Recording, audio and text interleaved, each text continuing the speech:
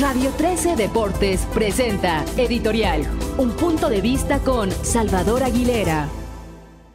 Amigos de Radio 13, ¿cómo están? Me da muchísimo gusto saludarlos en esta ocasión para platicar con ustedes de la larga historia que ha tenido México en las Copas del Mundo. Todo comenzó en 1930 en Uruguay, México inaugurando aquella Copa del Mundo frente a Francia. Nada bien le fue a la selección mexicana realmente en todos los partidos, todos se perdieron, goleadas en contra del conjunto tricolor. Después vino la Copa del Mundo de Italia en 1934. México hace el largo viaje hasta Roma, ahí se juega un partido previo frente a Estados Unidos.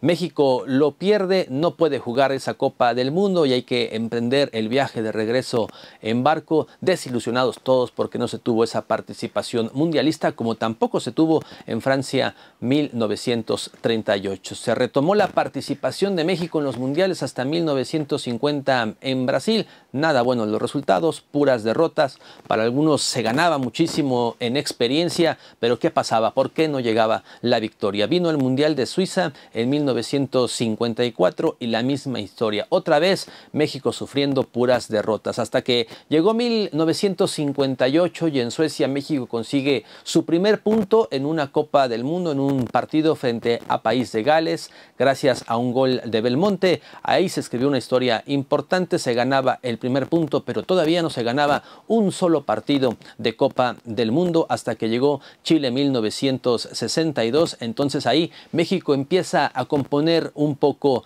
la historia con una muy buena actuación del equipo que nos representó en aquel Mundial de Chile 1962. En Inglaterra 66, un empate frente a Francia gracias a un gol de Enrique Borja. Después se perdieron los demás partidos. 1970, México albergaba la Copa del Mundo, una gran Copa del Mundo que ganó finalmente Brasil, pero México, después de tantas Copas del Mundo jugadas, realmente se esperaba que hiciera algo más, algo importante, pero al final en el último partido frente a Italia se pierde por goleada en la cancha de la Bombonera. México queda fuera y se termina el sueño en esa Copa del Mundo. 1974 en Alemania, México no tuvo participación. En el 78 vuelve otra vez a la actividad. Decían que con un gran equipo, con un gran entrenador como José Antonio Roca, y realmente fue triste lo que ocurrió, porque se habló de que le podíamos ganar a Túnez, por ahí sorpresivamente ganarle a Polonia y conseguir arañar un empate frente a Alemania. Sí, pero resulta que perdimos con Túnez, perdimos con Polonia y también perdimos con Alemania. Triste participación de México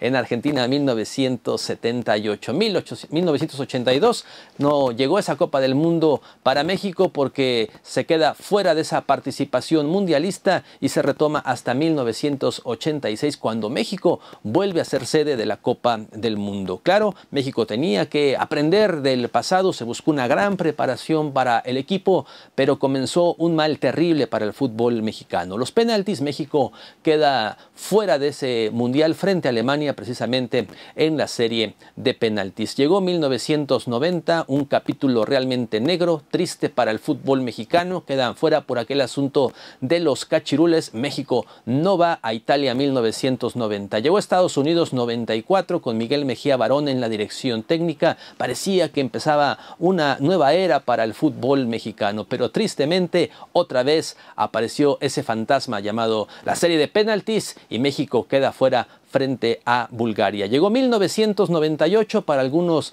la mejor participación de México en las Copas del Mundo, el empate frente a Holanda, el empate frente a Bélgica, el gran partido frente a Alemania, la victoria sobre Corea. Para muchos, Francia 98, la mejor participación de México en los mundiales de fútbol. En el año del 2002, la Copa del Mundo fue en Corea, Japón. México con muchísimos problemas, Enrique Meza no pudo tener un buen proceso, finalmente Aguirre llega para salvar el barco, pero se pierde un partido que realmente le dolió a todos los mexicanos, esa derrota frente a Estados Unidos que nos deja fuera después de haber superado la fase de grupo. En el 2006, todo un largo proceso para Ricardo Antonio Lavolpe. México queda fuera después de superar la primera ronda frente a la selección de Argentina, un gol que realmente nos dejó con muchísima tristeza. La anotación del conjunto argentino ya en los tiempos extras y México dejó de soñar en ese Mundial